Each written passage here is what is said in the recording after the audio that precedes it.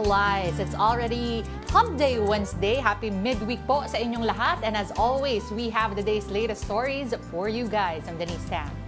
Ako naman po si Lord de Vera. Ang ganda ng bag ko, no? Ikaw talaga. Nagulat ka pa ba sa drama, sa mga sorpresahan at mga pakulo kahapon? Kung hindi na, hindi ko alam kung problema pa ba yung matatawag o hindi. Ang alam ko lang, in the end, everything will still not be all right. Pero, andito ulit, at least, ang Afternoon Delight.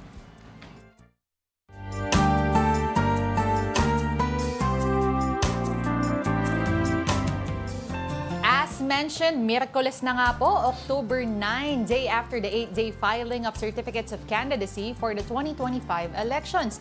At dahil mainit at maigting ang mga prosesong yan, syempre kailangan naman natin ng konting pampalamig. Oo, pampalamig ng ulo, pampalamig ng mga damdamin, lalong-lalo na sa Senado. At akala ko halo-halo dahil halo-halo yung mga nag-file. Itong nakaraang isang linggo. Halo-halo rin yung emosyon, no? At syempre, yung mga balita na didinig natin na may nag-file, may nag-withdraw, may mga ganon. Anyway, halo-halo ang ating delight. May nagpaabang sa atin. Oo. Talagang antay na antay yung mga tao. Abangers na abangers. Wali naman pala. Sanay na sanay talaga yung mga tao ngayon na mampagod na mga newsroom. Ay, nako. Alala ko noon O kakapanumpa lang, kinuha. Nag-speech ng madaling araw. Ay, oo nga. Oo, sabi ng newsroom, i-assign natin dyan mga batang mga reporter. Oo nga, no? Naalala ko yun kasi parang one of the thoughts that I had, one of the many thoughts that I had, parang, ano ba yun? Bakit? Anong oras na? Tapos nag-aabang, di ba? Siyempre, hindi naman doon natatapos ang trabaho. Hindi naman porke natapos ang press con or kung ano man, tapos na. Yung pala, maaga-aga pa yun. At sa loob ng 6 na taon, gamit na gamit yung, ano tawag doon? Yung toot. Yung beep button. Yung may sensor. Yung button na yun, pang-sensor ng mga mura. Siguro nakailang palit yata yung ilang editors. Nasa button na yun. Gamit na gamit. Kada araw na makikita mo sa TV, kailangan put, tut, tut, anak ng put, tut. Alam mo, buti na lang halo-halo kinakain natin. Bakit? Kasi pag naaalala ko, tumataas ulit yung BP ko eh. Pampakalma ng konti. Grabe. Parang kayo mag-adjust sa schedule niya. Ay, at sa lingwahe niya. Ganun daw talaga siya magsalita. Ano magagawa mo? Wala na. Sino mag-a-adjust? Binoto niyo ako. Ay, ganyan na nga. Yan ang... Papatayin niya raw kayo pag nag-addict kayo. Oo nga. I will kill you. Parang, at gusto ko, every time he says it, parang kahapon pa rin. Oo nga, binanggit niya ulit kahapon. He's saying it for the very first time. Oo. I just love the consistency. Ay. Pero isa pang consistent po syempre, dito sa Afternoon Delight, meron tayong mga storya on social media. Umpisahan natin a post-COC filing story on One News and the Philippine Star, spotlight on relatives as rivals.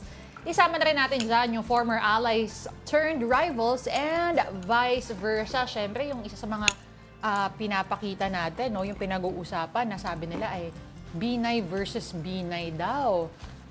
Yung picture dyan, of course, ni Makati Representative Luis Campo, asawa po ni Abby, kontra sa kanyang sister-in-law na si Nancy. From the Senate, tatakbo ng mayor. Oo. At sabihin na lang natin, totoo ba na ito raw si Nancy kasi favorite supposedly dati ni Daddy? No? At naalala natin na ito ay may basbas ng ama. Anyway, ito lang, isa sa maraming mga magkakamag-anak na nagsasalpukan sa, at least sa Kamaynilaan lang muna. Okay, so, ayan ay sa Makati. Makati. Punta tayo dito. Meron tayo. Parang naka-categorize to. For in-laws.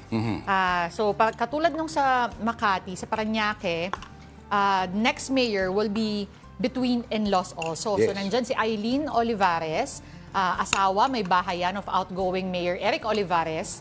Ang makakalaban niya ay ang kanyang older brother na si Representative Edwin Olivares. Oh, di ba? magpinsa naman, Las Piñas rin, April Aguilar Neri and Carlo Aguilar will vie for the city's top post. O vice mayor to. Itong si Aguilar Neri wants to swap places with her mother, ang outgoing na si Mayor Imelda Aguilar.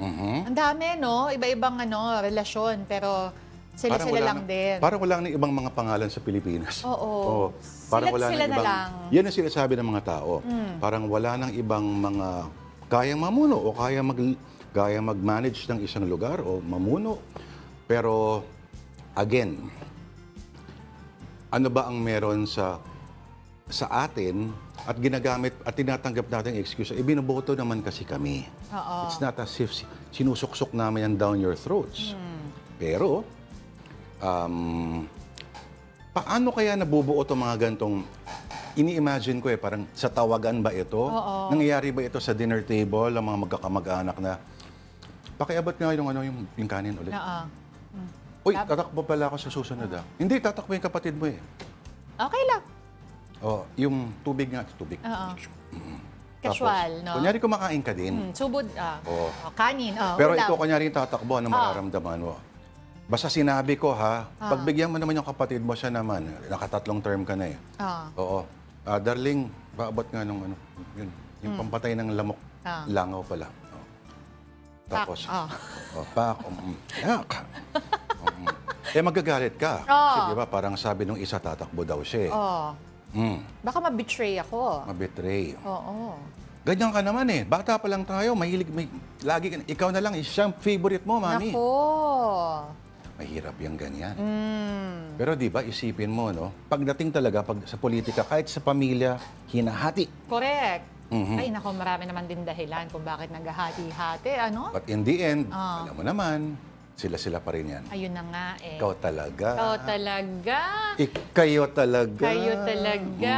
Nako, isa nga yun sa mga pinag-uusapan. Pero puwera dyan sa mga... Teka, di pa tayo tapos. Ano? Oo. So, Las Piñas, Parañaque. Yes. Sa Maynila, okay, ito naman, magkakamag-anak, pero nasa iba-ibang mga slates, Ito, parehong Cayetano, pero sa pagkakongresista, ay hindi part halimbawa ng slate, Itong si Lino Cayetano halimbawa ay hindi bahagi noong grupo ni Mayor Lani Cayetano. So sister-in-law niya dapat yan, di ba? Theory.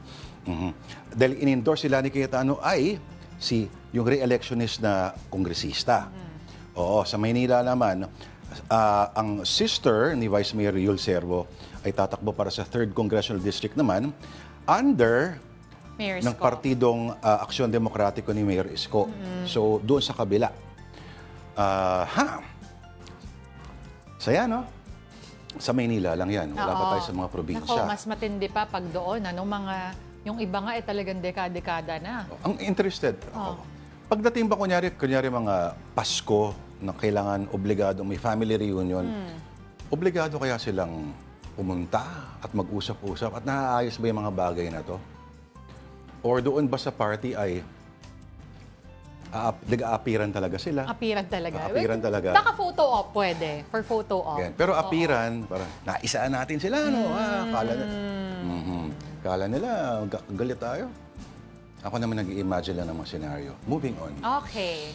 Huwag tayo mag-assume. Ikaw talaga, Ito, hindi natin kailangan mag-assume kasi may nagsalita na po between the sports greats na wala naman daw nangyayari between the two of them. On the Philippine Star via Live, AJ Obiana calls out misleading stories pitting him against Carlos Yulo. Nakita ko yung post na yan. Sino bang nagpapasabong sa kanila? Ba't pinagsasabong itong dalawang kasi, meron kasing mga iba-ibang story that's we keep seeing online. Siyempre, meron isa dyan yung parang merong isang brand na dati ay sumusuporta kay Carlos Yulo, ngayon ay kay AJ Obiena, and so forth and whatnot. So, parang what do you call that? Pinapaglaban na sila. Na parang, let's say, this athlete is mas ideal, or parang what do you call that? role model. Mas role model yung isa kesa dun sa isa. Kung nakukumpara na yung mga karakter. At least ito, hindi and niya all inaaway that. nanay niya. Ito naman, may dalawang medalya para mga ganun. Oo. So nagsalita na rito itong si AJ Obiena. Sabi niya, I don't compete with my friend Kaloy and I deeply respect him. He is a great champion for our country and I applaud him, proud of him, thankful for the glory he has brought to our country. Oo, sabi niya, it's a sad state of affairs when stories are fabricated to get clicks, likes, and shares. Alam mo naman kasi, di ba, isa raw yan sa mga elemento kung ano magko-constitute na news. Correct. Kasama dyan ng competition. Hanggang sa endorsements or ano Correct. ba? May competition pa rin. Itong dagdag. Pero, okay, Denise, kung hindi dapat sila pinagsasabong, kung pareho ba sila ng sport, mas may dahilan para pagsabungin sila? Hindi rin. Dapat hindi rin. Kasi, you know, all of our athletes, iba-ibang karakter man o kung ano man pinagdadaanan nila sa kanilang mga personal na buhay or kung sino man ang sumusuporta sa kanilang, you know, different brands, endorsements na meron sila. At the end of the day, they're just representing the country. So, dapat wag pa nating dagdagan yung, yung hirap at sakripisyo ng pinagdadaanan nila daily. Magulo na nga ang lipunan at ang politika, lalo na pagdating pa sa ganyan, may ligalig pa. Wag na. Unity na rin sana.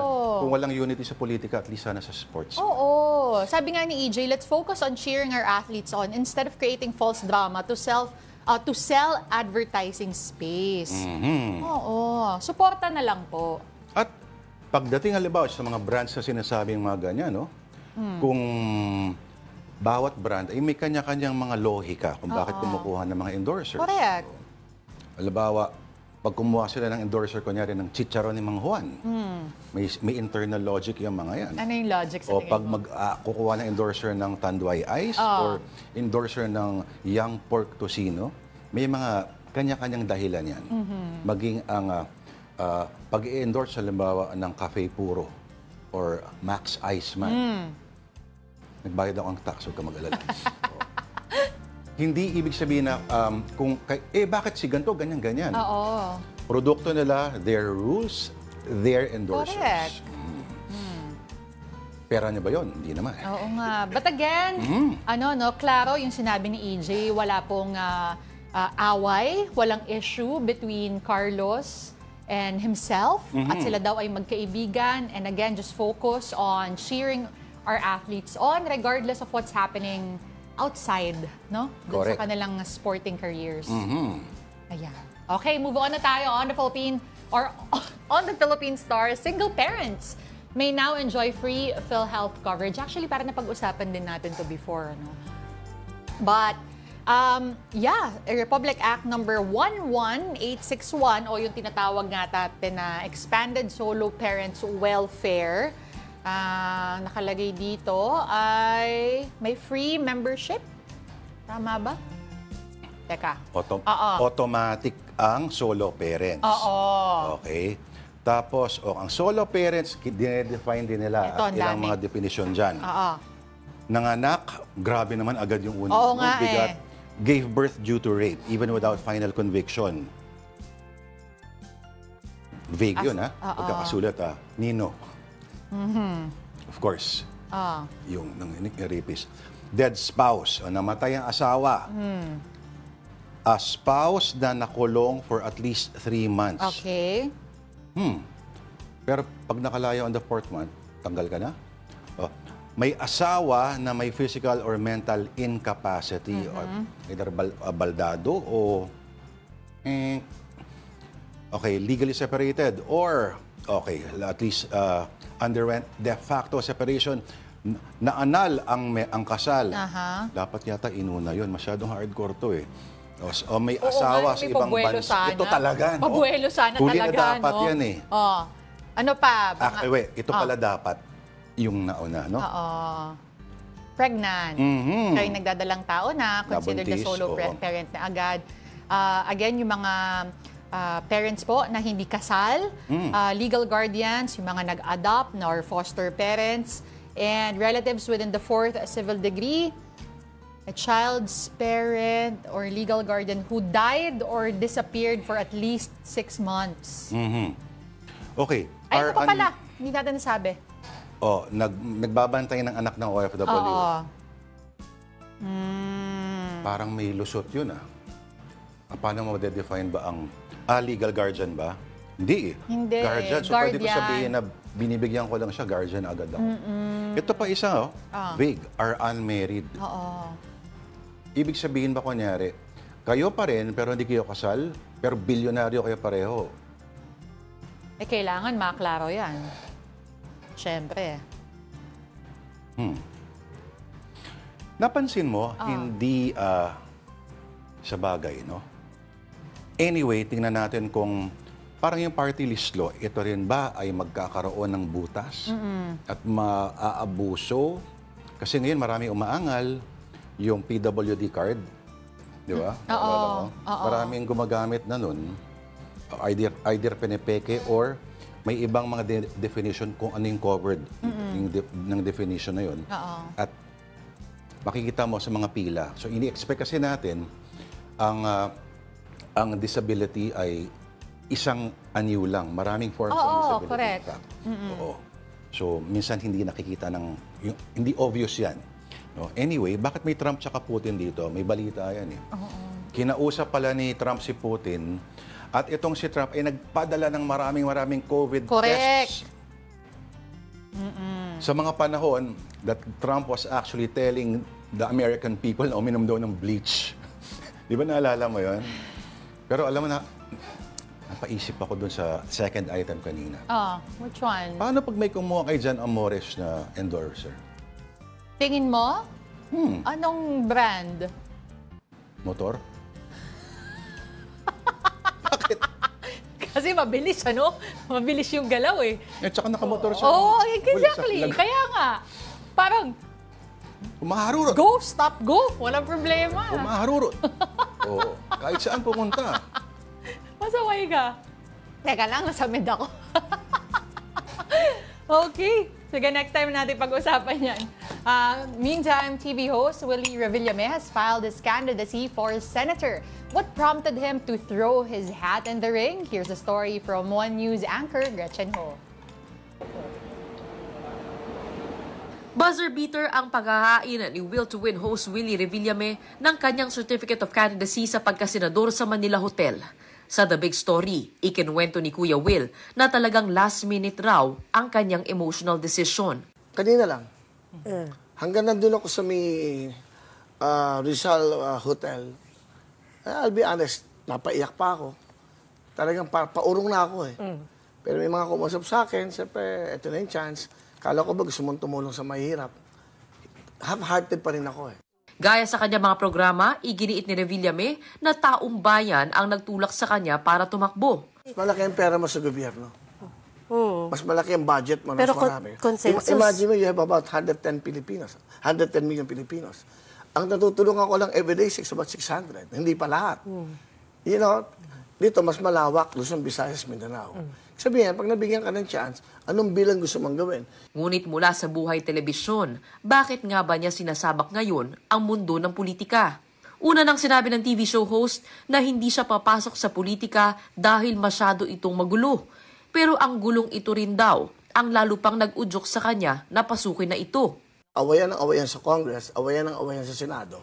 Sabi ko, kawawa ang mga Pilipino.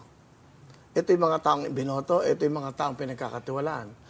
Pero nakakalimutan yung mga kawawang kababayan natin. Siguro makikipag-away ako sa Senado kahit kanino para sa mahirap. Nang tanungin si Willie sa mga gusto niyang itulak sa Senado sakaling palarin sa 2025, yung bill na yan, yung dapat, kamukha yung gusto ko yung sa senior citizen bill, no? 20%. Gusto ko mag-add, if ever na mabibigyan ng chance, gusto ko mag-add another 10%.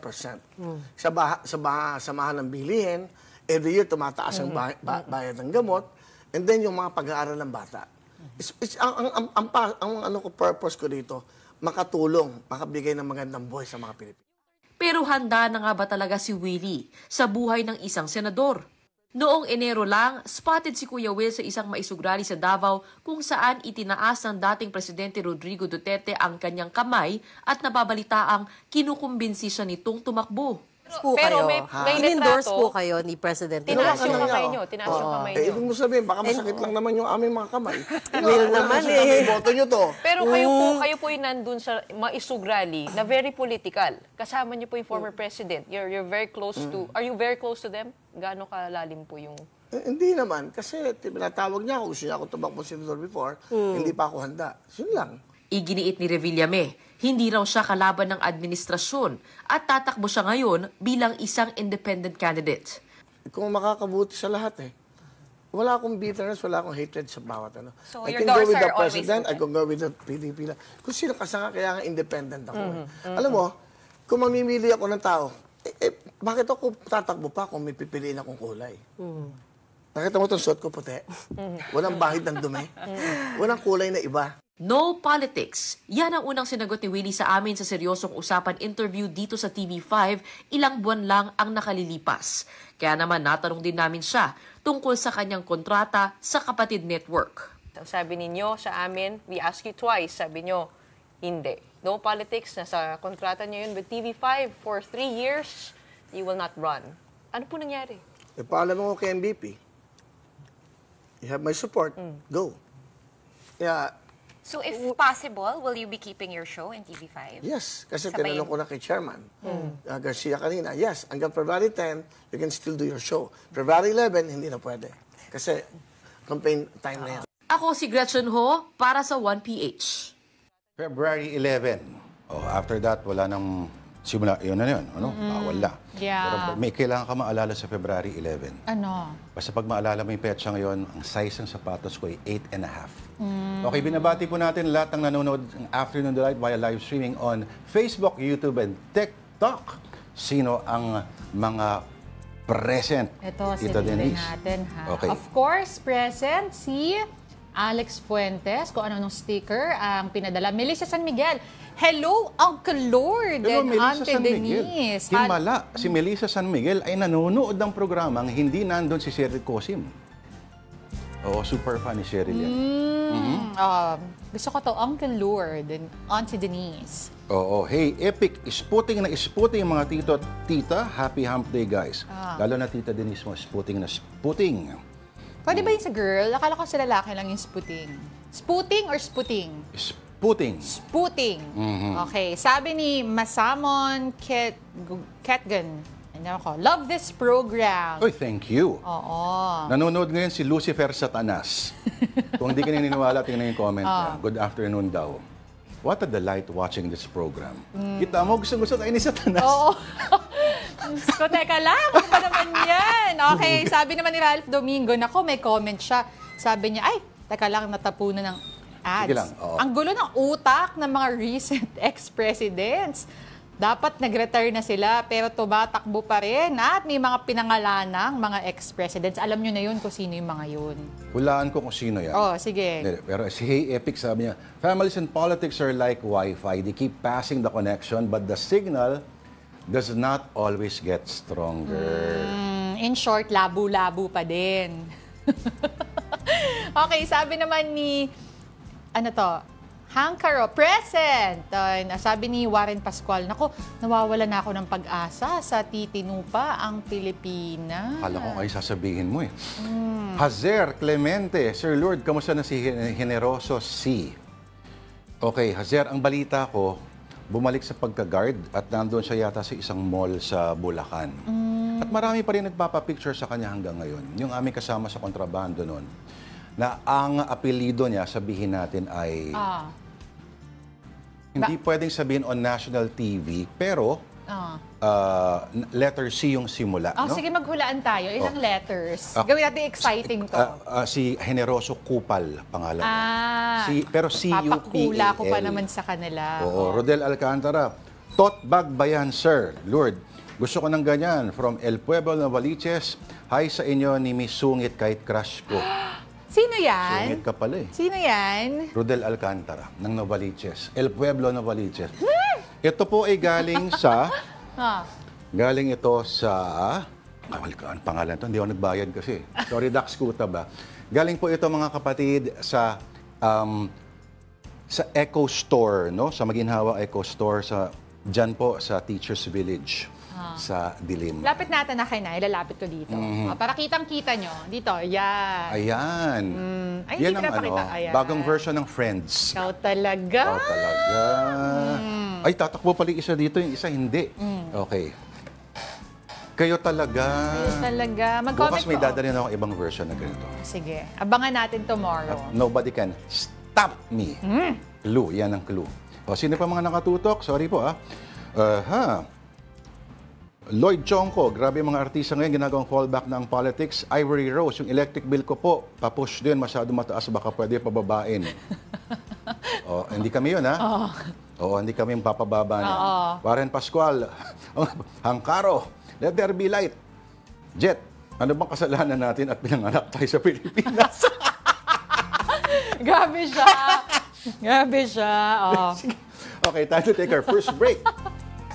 Habang inuubos sa Denise ang kanyang halo-halo, and as we do that, and because sa Amerika may mangyayaring eleksyon, less than ilang linggo na lang, ha?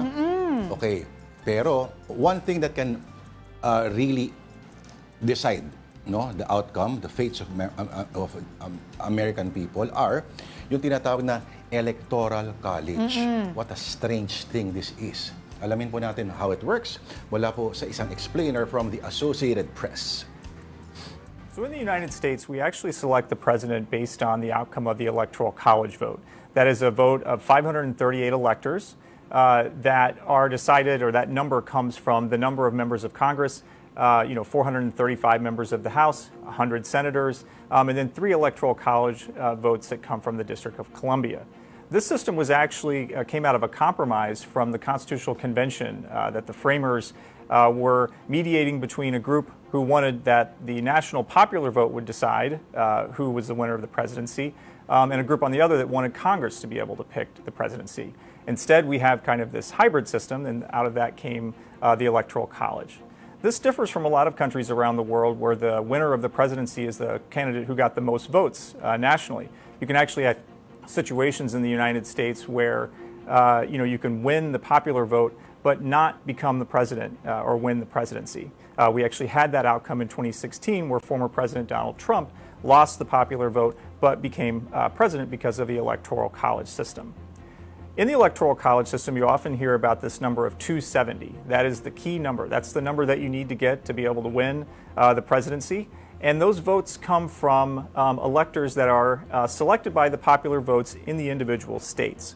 So across the country, you actually have all but 2 states where the winner of the state will receive all of the Electoral College votes in that state. There are 2 states, Maine and Nebraska, where they split their Electoral College votes. They have some of the Electoral College votes that come from the winner of the statewide vote, and then some of the other votes in their state that are decided by the winner in each individual congressional district.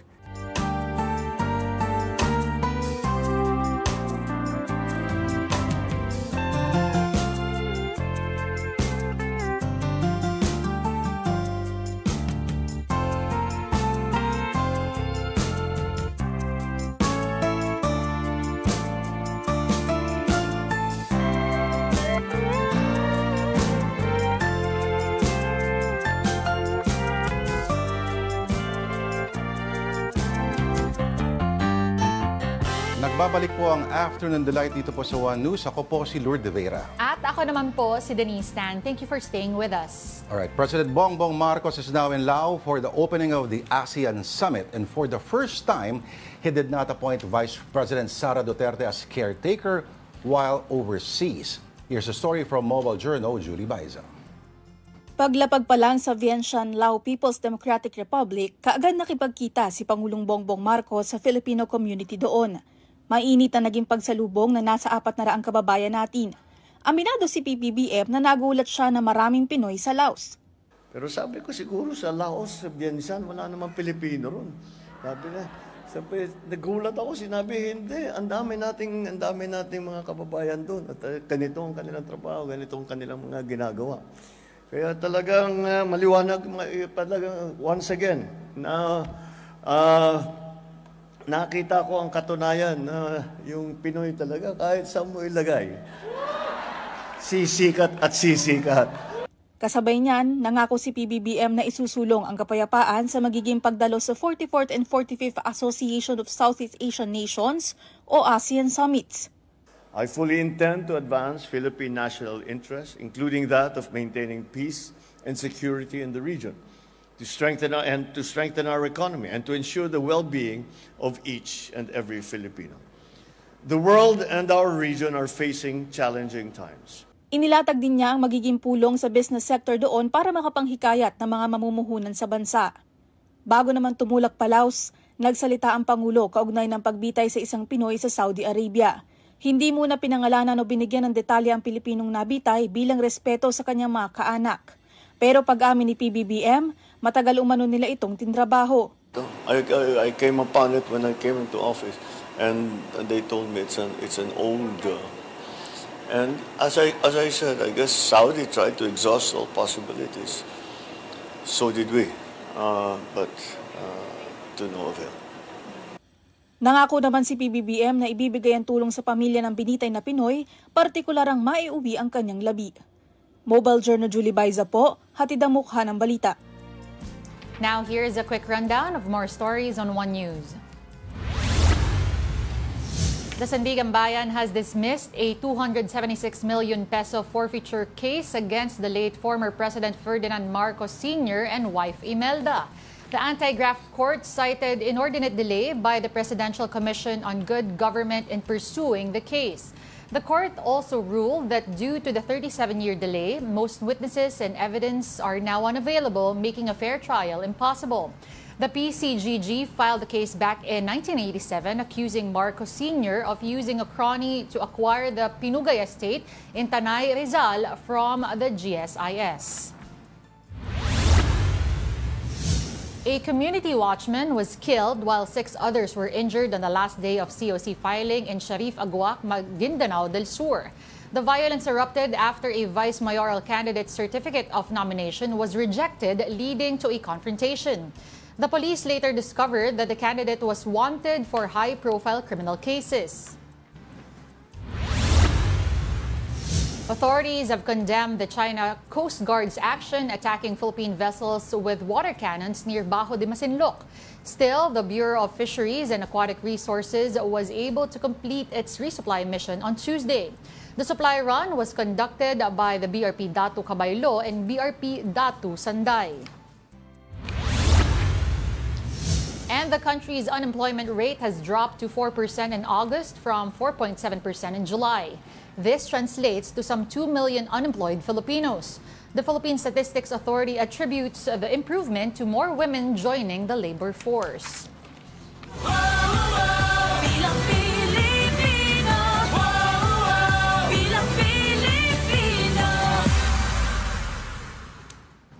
Over 180 individuals have filed their certificates of candidacy for senator in the 2025 midterm elections. From October 1 to 8, COMELEC received 184 COCs for the race to the upper chamber. The figure is an increase from the 176 filed during the 2022 presidential elections. This is not the final number of senatorial candidates. COMELEC aims to resolve cases of nuisance candidates on or November 30. Meantime, the poll body has logged 190 certificates of nomination and acceptance for party list, which is lower than in 2022. Meantime, naging makulay naman ang huling araw ng paghain ng COCs para sa 2025 elections kahapon. And here's the full report. The last day of the filing of Certificate of Candidacy was filled with surprise filers. Apollo Quiboloy, who is now under detention, is seeking a Senate seat. One of his lawyers filed his COC at the Manila Hotel on Tuesday. Quiboloy is facing several cases, including sexual abuse and human trafficking. Kung ano po yung ginawa ni Pastor Quiboloy sa KOJC, yun ang gagawin po niya sa buong Pilipinas bilang isang senador. Bakit siya tumakbo? Dahil sa Diyos at sa Pilipinas nating mahal. Also eyeing the Senate is Peter Advincula, also known as Bicoy. Bicoy appeared in a viral video linking members of the Duterte family to the illegal drug trade in 2019.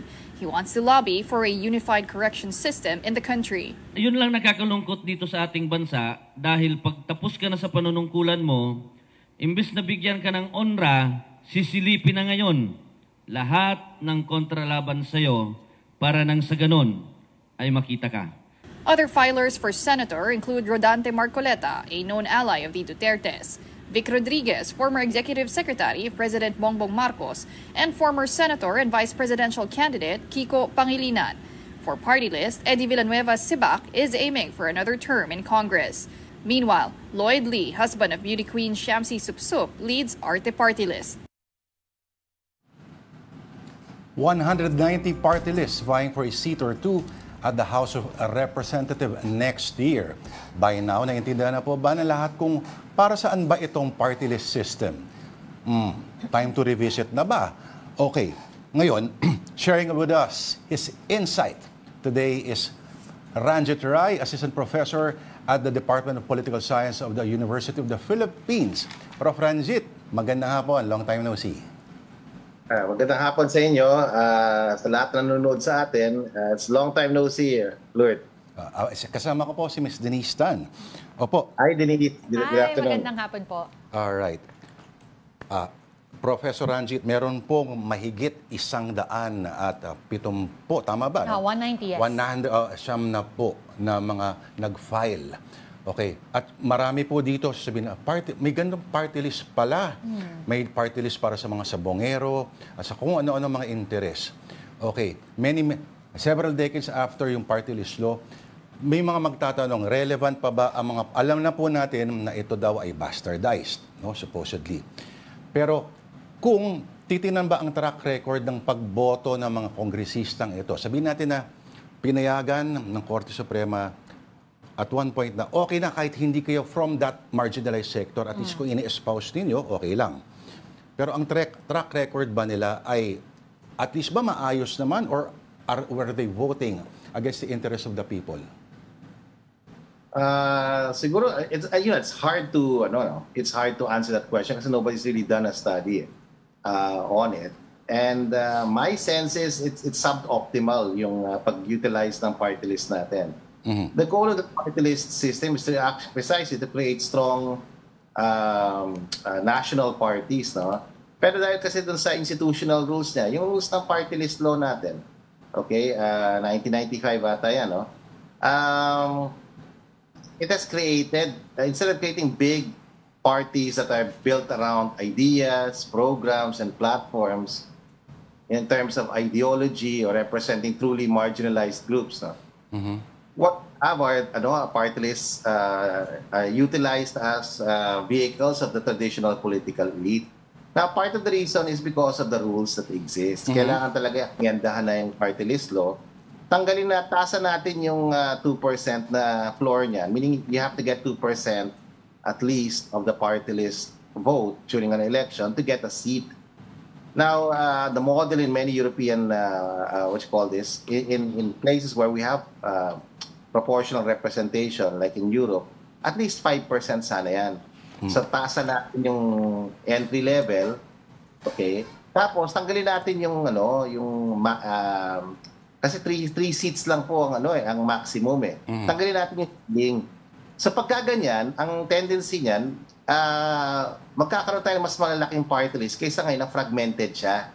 At ngayon, dahil because ang baba lang ng ating ng minimum nating requirement, at because of the Supreme Court rulings that have basically tried to make more clear the party list law, you can get a seat for less than 2%. Yes. Nakuha nyo? So, yan ang problem. So, you have to really amend the law. It very specific, no? Clearer how party list organizations can enter the party list system. So, right, yun ang problem natin, yung batas that governs the party list has a lot of ambiguity in it, and that the minimums and the maximums are of course, may good faith naman ang ginawa yan. Pero ang impact niya is instead of creating big, strong parties that unify around ideas, platform, and ideology, what we have are parties that are fragmented and built around personalities, particularistic interest, regional interest. So yun. So the key is really to reform yung ating institutions. When you say institutions, yun ang rules that set the political game, di ba? Ano yung basic definition ng institutions? A set of rules that define how we behave. So if the rule break, mag-iiba rin yung behavior ng ating political actors. Ang goal is to create parties. Kaya kayo election natin, di ba? You had a segment na tumakbo yung mga artista, ganyan. Yung ibang comments ng mga tao bakit ako pinanganak sa Pilipinas? Kasi nga yung political party is not organized around ideas. It's not organized around platforms. It's organized around personalities. And we have a weak party system in general. And should have been the party list system kasi we still have very good party lists. Look at the left, no? Yung Makabayan Bloc. They've been fighting for people's interests since day one. Correct. So yan, halimbawa ng party list yan. Pero marami na sa party list natin ginamit na ng mga traditional politicians natin. Ang dami nilang anak, hindi kaya sa mayor, vice mayor, congressman. Na-max out na yung terms.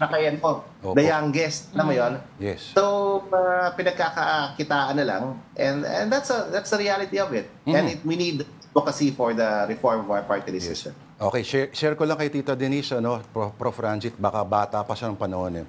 Would you ma-imagine mo ba nung 1998, ang bayan muna ang nag-top sa party list elections. Diba? That's 1998. So, anong year na ngayon? So, talagang pambihira talaga. At share ko lang din, nagkaroon ng study 2022, ito po nangyari. 16 na party list congressmen ang bumoto laban sa franchise renewal ng ABS-CBN. At pumayag na mawalan ng trabaho libo-libong trabahador ng network. At kasama sa mga bumoto ngayon ay mga representatives na supposedly pro-labor. Oo. Yung isa pa, yung tungkol sa kalusugan na party list ay namigay ng gamot na kontra COVID na hindi pa tested pero para sa kabayo, yung ivermectin. 14 na party list groups ang bumoto in favor of the anti-terror law at tuwing may mga batas na magdadagdag ng pahirap sa tao gaya ng mga bagong buwis, hindi naman naririnig itong mga party list na to, pero na lang doon sa mga makabayan na grupo, no? Pero kung ganito, Prof. Ranjit, kung kongreso din, sa kongreso tayo nag-iintay ng isang batas na maglilinaw na for the truly marginalized lamang, dapat, kung hindi dapat mababoy, sila rin naman yun, Prof. Ranjit. How can we expect them to vote against their interests? Yeah, that's true. No, it's been an uphill climb. In fact, the clarifications to questions raised by the infirmity of the party list was answered really by the Supreme Court in 2 or 3 separate rulings, which focused on clarifying how we should count votes, who is considered a party list. It's high time talaga. If there's political will and there's advocacy from below, yun yung Another way is, of course, yung mga kababayan natin, kailangan pag-aralan talaga kung anong track record ng party list na napupusuan nila. Kung talagang tumulong yan, that's another way, no? We vote out, we vote in to power the party lists that really, truly represent our interests. And nandiyan naman yan Kaya nga, importante talaga yung role ng media, role ng shows kagaya ninyo, sa voter education. Ano ba talaga? You raised a lot of issues. By the way, 1998, mamamayan ayaw sa droga, MAD, no? Kay Richard Gomez. Tama. Was actually one of the top winners, no, of that particular race. Pero yun nga, kasi hindi clear kung ano yung definition ng party list na disqualify sila. Okay, Richard Gomez. Si Bayan Muna was a big political party at that time and represented a potential for reform, no? A model for the party system. Anong ginawa nila? Siyempre, kung matalino ka, gagawin mo, kung 3 seats lang ang maximum, di ba? Di magbibiyak-biyak ka into smaller parties. Di nawala yung objective ng party list to create big parties that unify larger communities. Kasi, why? Kung bayan muna ka, or bayan muna, di you break up into Gabriela, Anak pa, which you get more seats. Nakuha nyo? Tama. So magbibiyak ka into magpa-fragment ka into smaller parties. Kasi yun ang rules The rules don't provide for the creation of large issue-based, ideology-based political parties. So nag-fragment sila, and because ang dami na nila ngayon, it's so hard, and the resources needed now to run in the party list is malaki siya, no? Kasi lalo kung national yung constituency mo, hindi loko na ngayon magpatakbo ng party list. So ganun nangyayari, nagbiyak-biyak yung malalaking mga kilusan into smaller parties para mas marami sila makuha ang seats. Kunti lang kasi ang progresibo talagang nakakapasok Karamihan ng mga pumapasok, traditional politics, just masquerading as party list. Not bad for somebody na hindi naniwala sa parliamentary struggle dati. Denise, tanong. Prof, maitanong ko lang, kasi nabanggit mo na naman na it is time na maamendahan na, no? It's time for reform. Pero, I mean, you also talked about what needs to be done, but since identified naman na yung steps and what has to be done, what's stopping things from happening, and what more can we do to maybe spread the word, maybe help? I don't know, kung meron bang kakayanan ng simpleng Pilipino to really push for it?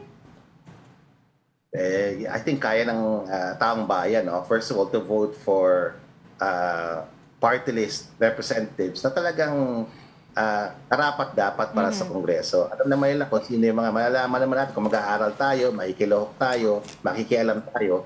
Malalaman natin na may mga party list na pangtrapo at may mga party list na talagang progresibo. At sana naman, yun ang mga binoboto natin. Yung mga progresibo. Kilala naman sila may maganda yung track record nila. Talagang marami sila nagagawa. In fact, sila dapat natin sinusuportahan. Yan ang unang step, no? So voter education, get to know who, I mean, if you're not sure of who to vote, hindi wag ka nang bumoto sa party list. Pero hindi magandang yan Hindi maganda yung ginagawa ng karamihan ng mga kababayan natin, hindi na sila bumoboto sa party. Pero yun nga, we need voter education and advocacy. So kailangan yung mga progresibo rin mga grupo, kailangan talaga maingay sila ngayong eleksyon para malaman kung ano yung track record nila. Kasi pag malaman ng mga kababayan natin na tumutulong talaga sila, yun, boboto sila. Number 2, kaya natin yan i-advocate sa Congress. Kaya alam mo, mahirap kasi sa Congress dahil because of the nuances of the current party list system, may opportunity yung mga tao, mga party list, na hindi naman nanalo ng 2% na makapasok. So iba, 8 lang, 0.7, dahil kailangan punuin kasi yung 20%, yun ang constitutional requirement So kung makaabot ng sa round 2, di ko kuhain lang yung next highest. So technically, you can get a party list seat for less than 1%. And that's the problem That's where the problem starts. No? Masyado mababa yung ang floor natin. So we change that. How do we change it? We need to advocate. And sana yun lang People's Initiative Oo. Ang reforma ng party list I'm very sure a lot of Filipinos will that's another issue. Wala pa tayong People's Initiative law to enable these kinds of changes. But in time, I think with advocacy and with information and education, I think voters can pressure Congress to shift it.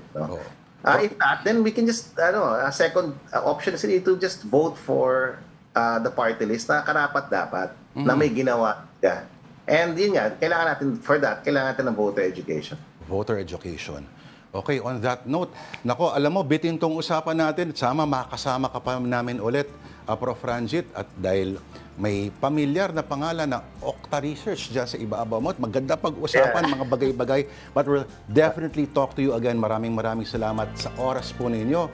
Professor Ranjit Rai, ang political scientist and also president din ng Okta Research. Thank you, sir. Maraming salamat for inviting us. Thank you.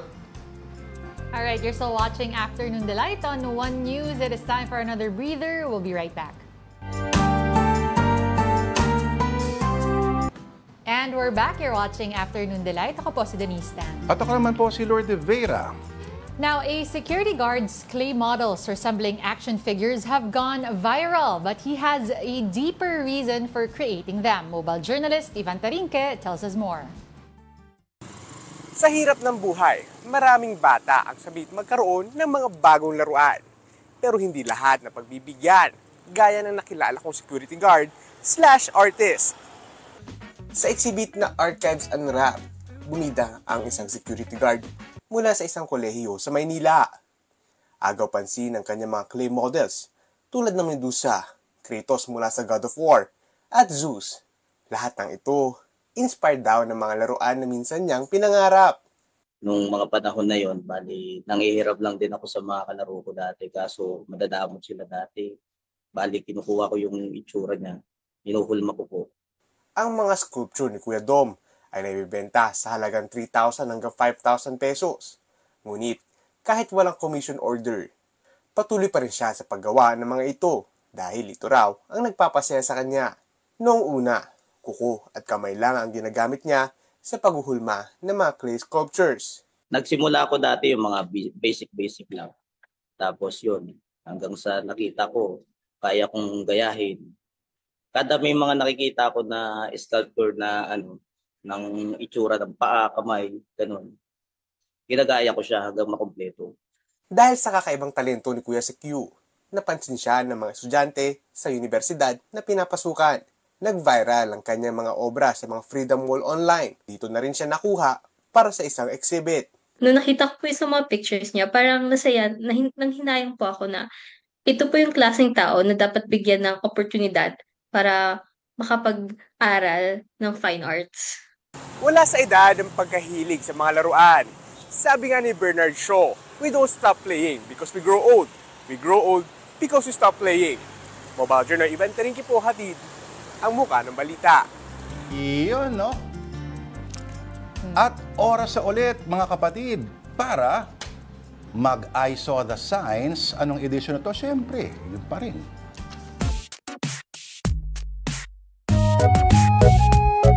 Of course, mga kapatid, I Saw the Signs, may kinalaman pa rin sa COC Filing Edition. Ang mga pictures natin ay mula sa Follow the Trend Movement or FTTM on Facebook. Okay, tingnan natin sila. Tita Denise, what is the first? Pag bored, maghanap ng hobby. Hindi yung tatakbo ka sa gobyerno. Pero, tingnan mo muna kung mananalo ka, di ba? Alright, next. Ano sabi dito? Ito, bachelor's degree, pleasing personality with experience. Pwede na yan. Sa ano to? Okay, ito yung sa taas na picture is sa grocery. Mukhang isang cashier, ano? Yung sa baba naman, mukhang sa Senado. Yun pa rin. Pwede na yan. Oo. Again, hindi pwede sa mga CQ yan, ha? Hoy, di ba merong may neurotest, psychological exam, NBI, walang record dapat. Oo, nako. Okay, next. Ano nakasulat? Ito, akala ko magpa-file ng COC. Diyos ko, akala ko nag-file na rin ng COC kasi tayo nila, di ba? Oo. Natataon, sa mga bali-balita the last 8 days nga. Pa-picture nga tayo ganyan. Try natin. Dapat pala ginawa natin Actually, pwede natin gawin ngayon yan. Habang nag-extra tayo. Ayan. Okay, kung meron kayong mga ganyang pictures, padala po nyo ang mga pictures sa mga memes or na nakakatawa wherever. Saan ipapadala, Tita Denise? Of course. Hawak mo dapat yan. Ganyan pala. Oo. Tapos yung ngiti half lang. Afternoon Delight, on@gmail.com. May oras pa ba? Wala na tayong oras. Bawi po tayo bukas. Batiin natin lahat ng ating mga viewers. Susulat namin lahat, kaya dapat mag-comment kayo na mag-comment. That will do it for us this Wednesday, October 9. Maraming salamat po for watching Afternoon Delight. Ako po, si Denise. Okay, join us again tomorrow, 2 p.m. Pag ako binoto ninyo, walang mangyayari sa inyo. Ako po si Lourdes Vera. Have a delightful afternoon.